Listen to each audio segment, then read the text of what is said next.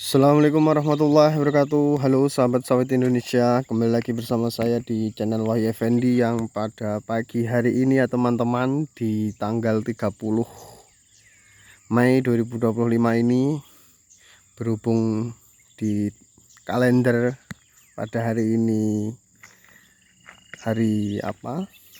Tanggal merah. Kita manfaatkan waktu untuk kita ke kebun untuk membersihkan sekitar area kebun, dan pada hari ini kita sudah melakukan penyemprotan di areal sekitar tanaman kelapa sawit. Nih sudah kita semprot tadi, dan nanti bisa dilihat seperti apa hasil semprotannya, karena penting ya teman-teman dilakukan perawatan di kebun berupa penyemprotan. Dan nanti setelah ini kita upayakan lagi, kita lakukan pemupukan di areal sekitar tanaman kelapa sawit agar pertumbuhan serta perkembangannya nanti bisa cepat pesat, bisa berkembang dengan baik, dan bisa lekas dipanen perdana. Tapi mudah-mudahan tahun depan ini sudah bisa berbuah dengan maksimal ya teman-teman. Artinya di umur yang ke 30 bulan ini kita maksimalkan betul-betul dengan melaksanakan perawatan di kebun, baik itu pembersihan di areal kebun berupa seperti ini, kita lakukan penyemprotan. Setelah itu pemupukan, kita upayakan seminimal mungkin kita lakukan pemupukan setahun itu 4 kali dengan dosis yang sudah ditentukan, karena kita juga melihat tabel PPKS ya teman-teman. Rentan dosis dari umur misalkan pasca tanam 1 bulan sampai 30 bulan itu sudah ada rentan waktu atau kadar dosisnya, bisa dilihat atau dicari nanti teman-teman. Dan setahun 4 kali itu kita per 3 bulan sekali ya teman-teman kita laksanakan pemupukan. Kadang kita pakai pupuk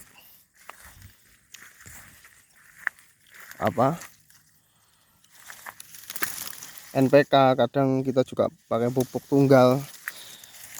Nah seperti itu. Jadi tinggal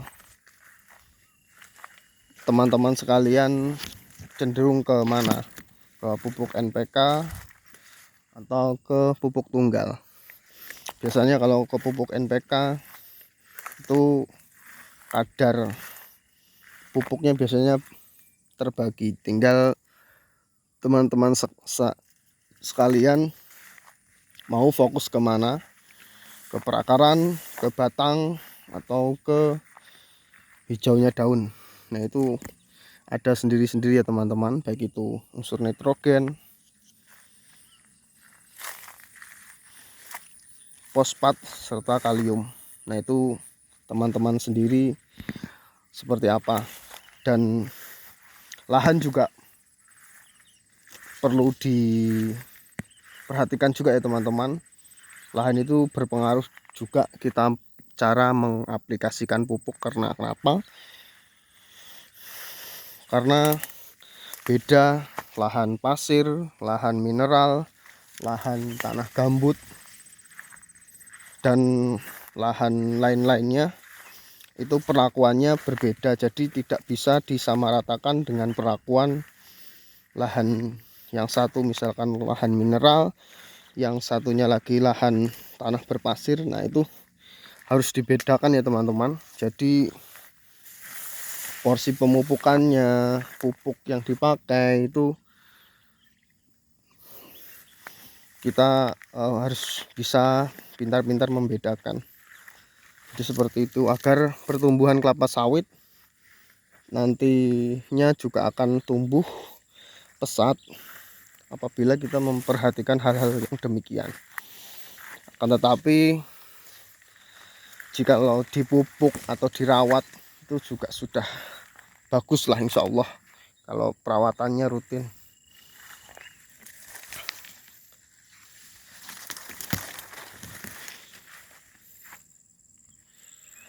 Nah, ini di umur yang ke-30 bulan tuh sudah kelihatan. Ini sudah bisa dipanen ini. Nah itu, nah 5 kilo lebih tuh, putar ini, putar lagi tuh. Nah ini sudah bisa dipanen, ini sudah bisa dipanen tuh sampai ke keliling. Lonsum ini ya teman-teman, lonsum, buahnya memang rapat.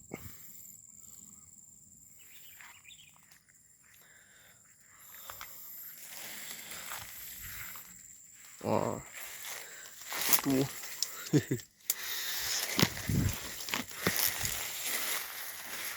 Nah ini kan sahabat nih teman-teman, jadi mau tidak mau harus kita bersihkan agar kita melakukan perawatan nanti enak, kita tidak terlalu sahabat, lahan kebun bersih. Nah itu pertumbuhan kelapa sawit juga akan mengikuti, otomatis akan jadi bagus. Dan di umur yang ke-30 bulan ini kita juga masih memfokuskan untuk pertumbuhan batang agar supaya lebih bisa besar lagi ya teman-teman.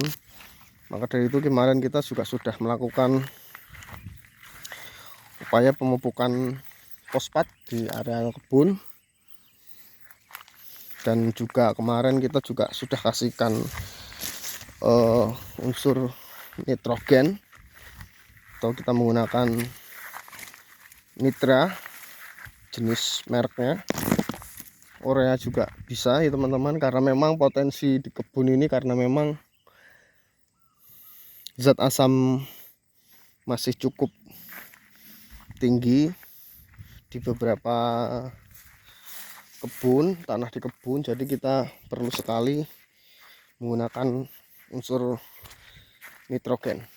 Nah, jadi seperti itu.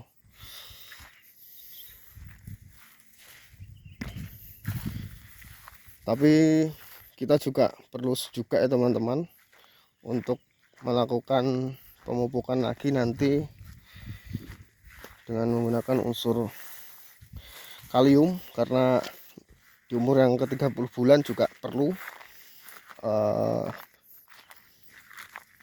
dilakukan upaya penaburan kalium, gunanya untuk mengetahui pertumbuhan kelapa sawit dengan dilihat berbuah atau tidak. Nah itu, tapi alhamdulillah di areal kebun ini rata-rata menunjukkan hampir mayoritas berbuah. Kemarin kita sudah kelilingi, dan pasca kita kastrasi juga kita lihat mana yang berbuah dan mana yang tidak berbuah. Alhasil margin of errornya alhamdulillah tidak banyak, hampir mayoritas berbuah. Nah itu karena kita mengaplikasikan pentingnya kita, teman-teman sekalian, gunakanlah